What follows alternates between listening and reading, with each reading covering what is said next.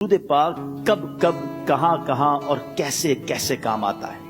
ایک بہت ہی خوبصورت واقعہ، بڑا ایمان افروز واقعہ ہے جو میں آپ کے سامنے پیش کرتا ہوں۔ ایک دوست نے اپنے ایک دوسرے دوست کو قرض دیا، اور جب اس نے قرض دیا تو وہ قرض ایک بڑی اماؤنٹ تھی، 3000 دینار۔ وہ ٹائم آ گیا جب اس ٹائم وہ قرض لینے کے لیے اپنے دوست کے پاس گیا کہ بھائی مجھے میرے پیسے واپس دو، تو اس نے کہا کہ پیسے تو نہیں ہے میرے پاس، میں کولیپس ہو گیا ہوں، بزنس اب میرا ختم ہو گیا ہے، میں تمہاری رقم نہیں دے سکتا۔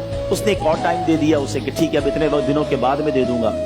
وہ ٹائم بھی گزر گیا، اور جب وہ ٹائم بھی گزر گیا تو اس کے بعد اس دوست نے کہا کہ اب تو پیسے دے دو بھائی، میرا ٹائم پورا ہو گیا۔ پھر نہ دے سکا ٹائم۔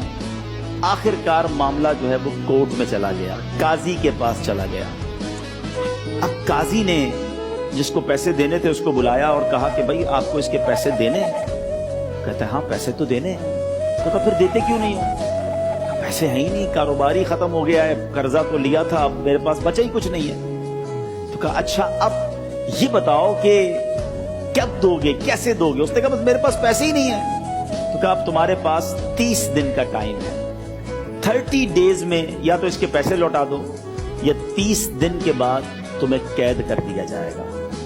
یہ شخص اب گھر آیا، پیسے تو تھے نہیں، مگر شاید علماء نے لکھا کتابوں میں، یہ واقعہ کئی بڑی بڑی کتابوں میں لکھا اور درود پاک کے فضائل کی بڑی بڑی کتابوں میں لکھا، اور اس شخص نے سوچا کہ اس نے ایک حدیث پاک پڑھی ہوئی تھی کہ جس میں نبی پاک علیہ الصلوۃ والسلام نے فرمایا ہے، جس کا مضمون ہے کہ جو شخص پریشان ہو، مصیبت زدہ ہو، اسے چاہیے کہ مجھ پر کثرت سے درود پاک پڑھے، کیونکہ درود پڑھنا مصیبتوں اور پریشانیوں کو لے جاتا ہے۔